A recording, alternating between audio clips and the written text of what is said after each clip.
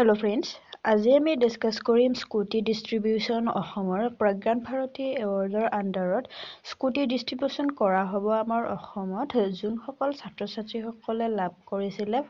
80% marks লাভ কৰি এইবাৰ scooty পাবলৈ সক্ষম হৈছে ফাইনালি ষ্টুডেণ্টসকলৰ কাৰণে ভাল খবৰ আহি গ'ল ষ্টুডেণ্টসকলে এইবাৰ 2024-25 বৰ্ষৰ স্কুটিসমূহ লাভ কৰিব পাৰিব অহা 8 ডিসেম্বৰ 2025 চনৰ এইবাৰ ইনগৰেশনটো পাতা হ'ব আমাৰ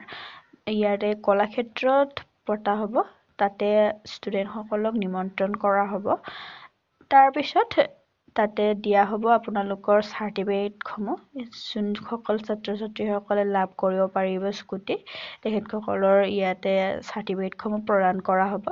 সকলোৰে প্ৰদান কৰা নহয় জাস্ট এজন বা দুজনৰ এনেকুৱা প্ৰদান কৰি দিয়া হ'ব তাৰ পিছত সকলোৰে স্কুল কলেজৰ পৰাই বিতৰণ কৰি দিয়া হ'ব সাৰ্টিফিকেটসমূহ আপোনালোকে কলেজতে বা পাব পাৰে আপোনালোকৰ সাৰ্টিফিকেটসমূহ তাৰ পিছত সাৰ্টিফিকেট পোৱাৰ পিছত আপোনালোকৰ ডকুমেন্ট ভেৰিফিকেশন হ'ব যদি আপোনালোকৰ ডকুমেন্ট ভেৰিফিকেশন হোৱা নাই তেতিয়া হলে ফাৰ্স্ট ডকুমেন্ট ভেৰিফিকেশন হ'ব সাৰ্টিফিকেট পোৱাৰ পিছত ডকুমেন্ট ভেৰিফিকেশন হোৱাৰ পিছত আপোনালোকৰ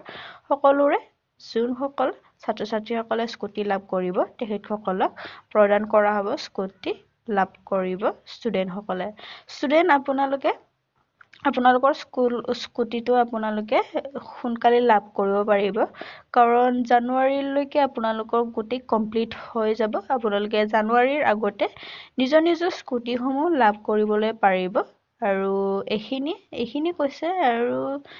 একো এনেকুৱা নটিচ ওলোৱা নাই আপোনালোকৰ ইনগৰেশনটো হ'ব 8 তাৰিখৰ পিছত গোটেই সম্পূৰ্ণ প্ৰসেছসমূহ কৰা হ'ব তাৰ পিছত আপোনালোকক স্কুটি প্ৰদান কৰি দিয়া হ'ব এইখিনি আছিল আৰু যদি কিবা ইনফৰমেশন আহে তেতিয়া হলে আপোনালোকক মই জনাবলৈ চেষ্টা কৰিম আজিলৈ এইখিনি যদি ভিডিওটো ভাল লাগে লাইক কৰিব কমেন্ট কৰিব আৰু সাবস্ক্ৰাইব কৰিবলৈ নাপাহৰিব আজিলৈ আহিছো ধন্যবাদ জনাইছো